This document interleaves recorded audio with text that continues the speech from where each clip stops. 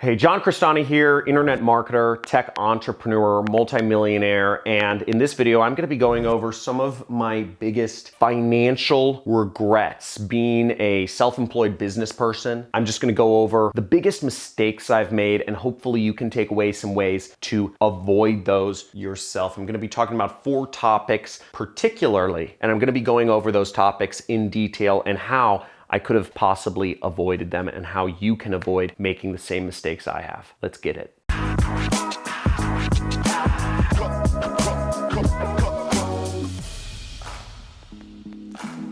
Hey, John Crestani here, and many of you may know about me because I teach marketing on the internet, and I teach how to start internet businesses and use marketing to get exposure for those. But it's been a long journey to get to the place where I am. I've had a lot of ups and downs, and I've made a lot of bad decisions which were disastrous and potentially would have taken me out of doing business at all. I'm gonna be going over some of these problems that I've gone over, so hopefully you can avoid them. This is a very important video simply because many of you are going through the trials of starting your own business, but there are major obstacles along the way, and there are many points of decision which you can make in how you manage your business day to day, or how you manage your time or your money day to day, and many opportunities you may get which you could take up on or not take up on, and understanding what to do and what not to do will help you greatly. So the first thing I'm gonna speak about is retirement. My first biggest financial regret, I'm gonna go over 4, is for many years, I didn't save up a dime for retirement. I didn't put any money away in retirement accounts, particularly. In America, we have a particular type of entity where you can put money away for retirement, but you can't touch it until you are 65 years old. And I always avoided putting money away in an account where I couldn't touch it because I wanted to be in control of all my money. And I didn't mind that I didn't save money on taxes. I would just put some money away into investments, and I'd call it, oh, this is my retirement fund, but it wasn't actually a retirement account. And what happened was a few years ago, I didn't have any money saved up for retirement. I never put any money away. And what ended up happening is my business was going through a bad period, and I started using money from my other savings accounts to help fund my business during times which were harder. When my business started coming back, I keep using that money in the business or to fund my lifestyle instead of actually saving up money for retirement. And this left me in a really prickly situation because I was, I'd say 30 years old, and I had 0 savings for my retirement, when in reality, what I should have been doing all along is I should have been saving up a portion of what I earned for retirement all along. And if I were to go back in time, I would have consistently set aside a percentage, at least 10% of everything I earned each year, into a retirement account where I couldn't touch it, where it was there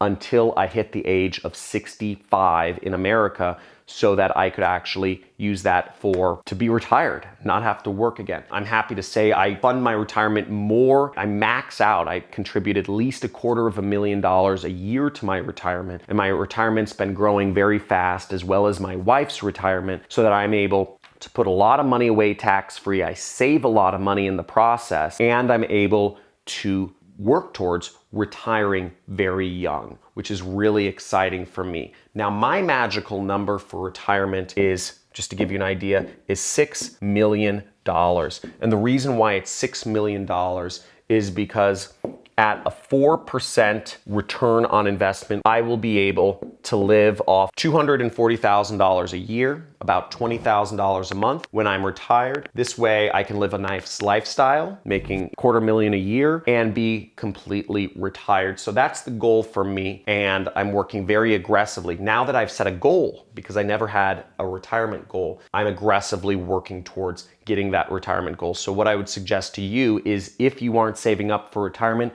figure out how much money you will need to retire and then work towards that goal. Make it a game. To come up with your own number for retirement based on 4% a year, if you can save up $1 million in your retirement account by the time you're retired, right, then you will be receiving $40,000 $80,000 a year just on interest, right? Without touching any of your principal. So that's passive income. That's true passive income. And you know what? If you want to live off of $80,000 a year, you just double the number. So you need to save up $2 million in your retirement account. And I'd be interested to hear from you. What is your retirement goal? How much money do you need saved up in your retirement account in order to live the lifestyle you want with passive income? Type it in the comments below. I'd love to see what your retirement goals are. Now, this one I gotta sit down for because this is just incredibly embarrassing, and probably one of the biggest financial mistakes I ever made was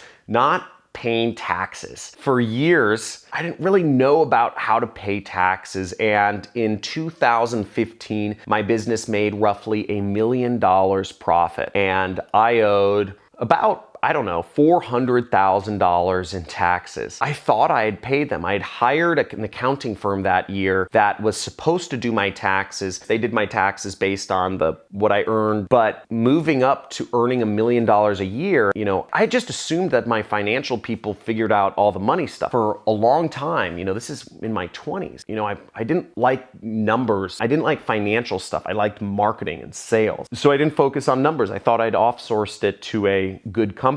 But when I realized that my accounting firm had not paid my taxes because I wasn't really looking over their shoulder, and that I owed $400,000 that I didn't have, it was really, really big problem. Imagine having $80,000 to $100,000 in my bank accounts at the time because I figured everything in my bank accounts was profit. And then I get a tax bill for $400,000. That was really scary. This is the same time I got married. So literally, I thought I was doing fine in life. I had, money in the bank, etc. And I was being told I didn't have money, but I owed the government over $400,000 that I didn't have. My wife was also pregnant at the time with our first kid. It was just a really scary situation going into this, and my business was failing in 2016, which will lead into my next point. But if I were to do everything all over again, I would have paid my quarterly taxes. I would have been more involved in understanding how much I owed my government, so I wasn't stuck at the end of the year with a monster bill that I had not paid any of,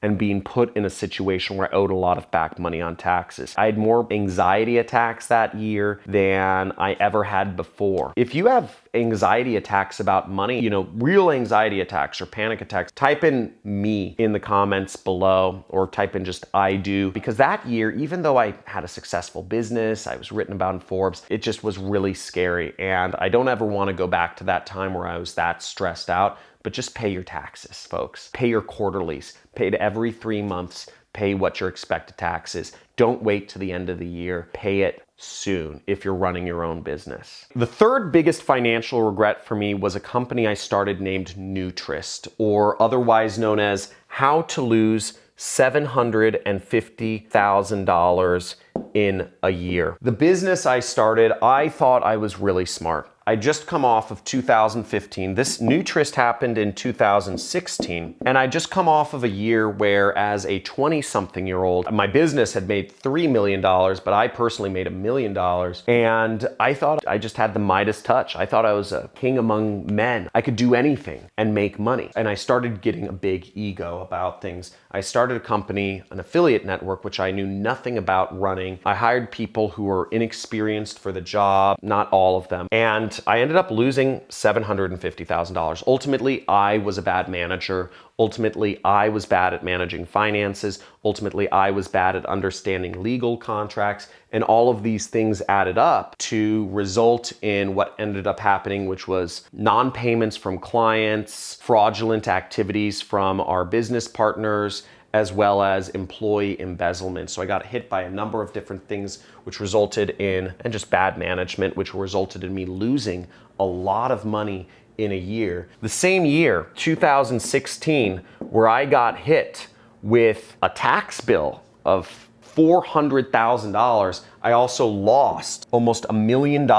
in my business that I had started. And that was a pretty tough hole to get out of. I was in deep debt. And it was really scary, and I had no savings. I hadn't saved up for retirement at the time, nothing. You know, and I was having my first child, I just got married. It was a really scary time. And what I would have done if I had gotten back in time is, first off, I wouldn't have started a business that I didn't know anything about. Second off, if I'm running a business that is cash flow negative, which is an affiliate network, I'm not going to explain what negative cash flow is, but basically it's when you're spending money before you're receiving money. This is similar to e-commerce. When you do business with Amazon, you have to buy the product, you have to buy the inventory. If you're going to sell, for instance, hats, you have to produce and buy and pay the people for the hats before you actually send them to Amazon. So in order to do that, you're losing money in order to hopefully gain a lot more. If you want to grow the business, you have to continually lose larger and larger amounts of money in order to potentially gain more.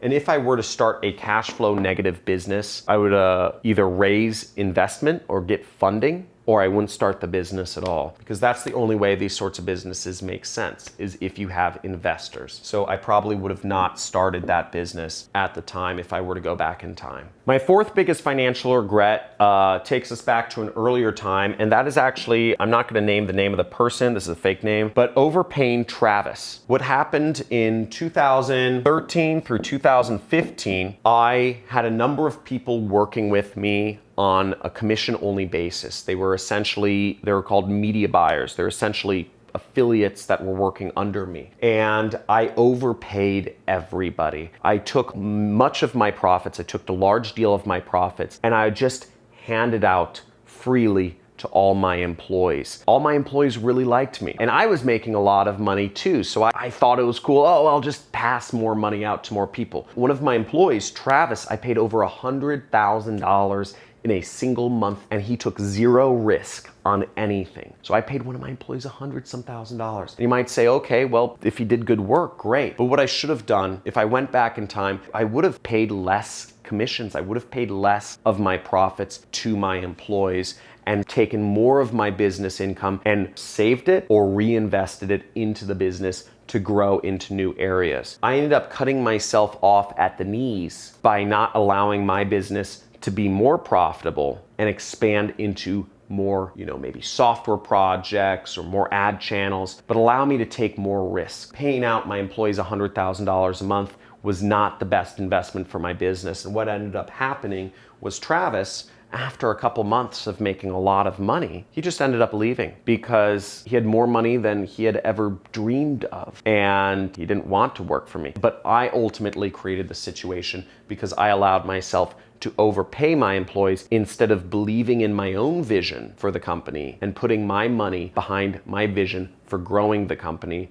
rather than just overpaying employees. So there's a limit. Pay people well, but don't overpay. Overpaying people is just as big of a problem as underpaying them. So I hope that was insightful to you. I hope you learned a little something about what to avoid, and hopefully my own experience helps inform your experience. And let me know, what was the most useful thing to understand, the most useful concept? Was it the retirement story?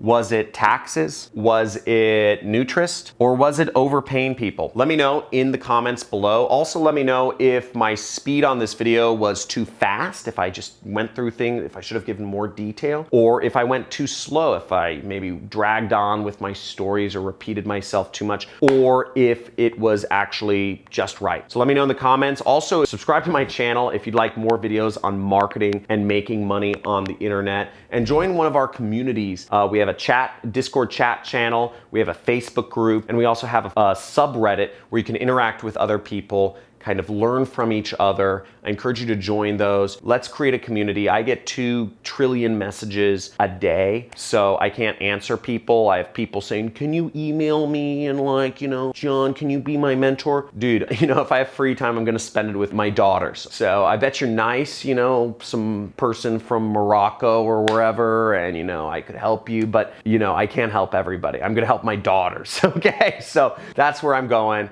And looking forward to seeing you in future videos, releasing new videos every single day, same time every day. Looking forward to seeing you as a regular on this channel. Talk soon.